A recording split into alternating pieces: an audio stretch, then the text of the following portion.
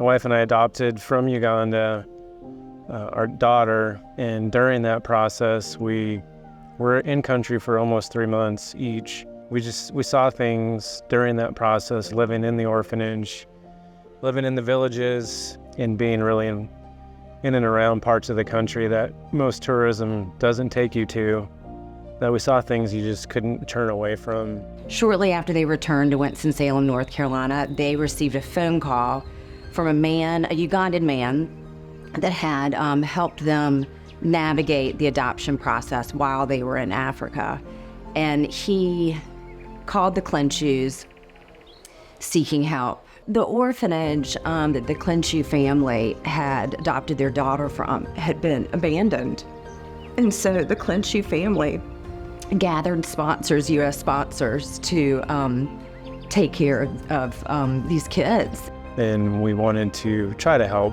But that led me to want to start something with Julie at the time, who was supporting part of the orphanage, to start something different and try to get the kids taken care of. And so having the merging of human suffering and compassion under one roof led them to take action to rescue a group of abandoned children in Uganda. We started as a rescue mission to provide enough food and shelter for a couple of months, and we've evolved into a full sponsorship program meeting all of their needs, where education has become the core of our existence now. We believe that education is the gateway to overcoming social and economic barriers, and also helps our children realize their dreams and aspirations, and gives them the community and support they need to follow through with those. Do you see a difference in our kids between 2013, before the program started, and then now? It's a really, really, really big difference, a really big difference. In 2013, I could see these kids, most of them were so young, 5 years, 7 years, 10 years. And right now when you see them, they're big kids. Way back then you could see them, they weren't fed so well. They weren't looked after well. Some of them had big bellies, some of them were malnourished. But now if you look at them where they are, there's a big difference. They go to school. Back then, they used not go to school. Even speaking English, it was so hard. But right now, when you speak to them, you interact with them, they speak good English, they are open up. Way back then, they were so shy because they were dumped. They were so shy they couldn't speak to anyone, even though me. They will be shy to tell me anything. But right now, they can come to me and go, Uncle Fred, it's this and this and this. Let's we joke and laugh. So I see a big, big difference with these kids. They put a big smile on my face. You could see it, Erin, as well when we were at their school. We were originally just going to get these kids through high school. 10 years ago, that may have been a helpful goal, but now we realize it's much like here in the U.S. They need to continue their education and build upon what we've already done for them. So in 5 to 10 years, we hope to have all of our kids either attending university or having completed a university or trade school degree. After that, we hope that we are shaping them to be mentors for the next generation of children that we hope to be able to bring through our program. I had no hand to help me, to support me, but since I joined Take My Hand Uganda, I feel like now I started my journey for becoming a designer.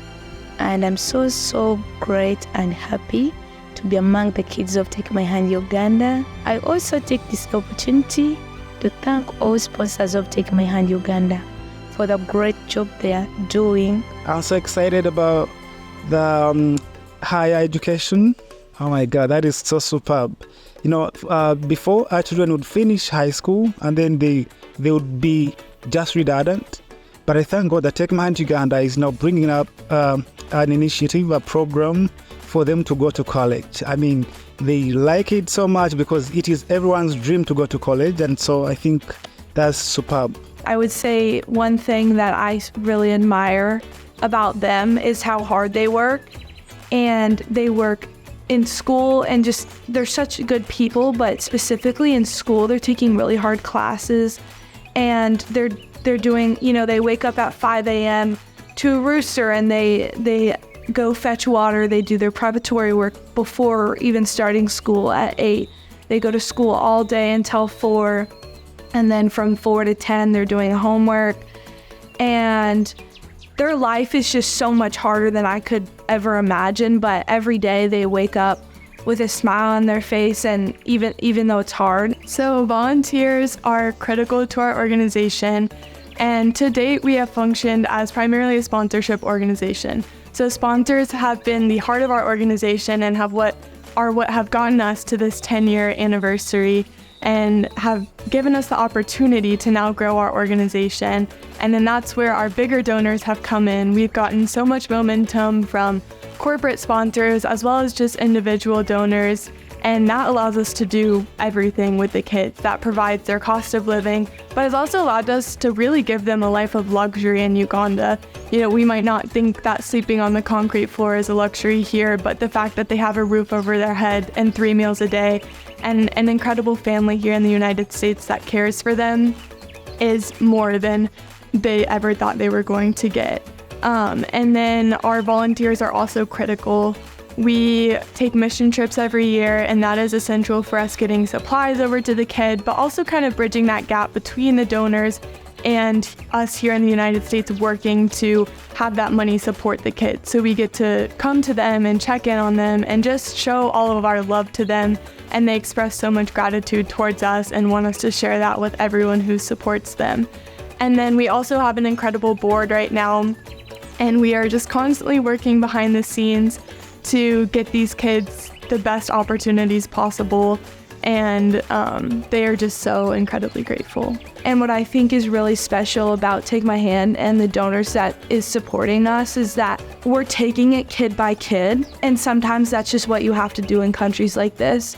And it's amazing how much of an impact, 30 kids getting a college education or getting what they need, how much that can impact a country like that instead of getting overwhelmed. And I think it's honestly breaking organizations like this, taking it piece by piece, is breaking the cycle of poverty in these third world countries. So it certainly would not be possible without the donors, and we just, again, appreciate the support so much. We're a very small organization right now, and we're hoping to expand, become more organized. We're hoping to expand with a sponsorship coordinator, an admin director, social media coordinator, small little expansions that'll just help our organization run more smoothly and more organized. Y'all are the reason that we are able to do this. Y'all are the reason that these kids have a new opportunity at life. Some people are just just send them to the United States, just bring them over here. No, we firmly believe that giving them the education they need, and in Uganda, teaching them these skills that they can then take into their communities and help to strengthen their communities, we believe that that is the most important part about breaking the poverty cycle, and it would not be possible without the help of our donors. So thank you so much. Becoming a sponsor for these incredible children is simple and impactful. For just $42 a month, you can provide year-round boarding, school fees, medical care, 3 meals a day, uniforms, transportation, hygiene care, and a mentorship program. Each child needs 3 sponsors to fully cover their expenses. To get started, visit our website at takemyhanduganda.com.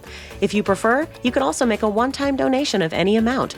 Every contribution makes a difference.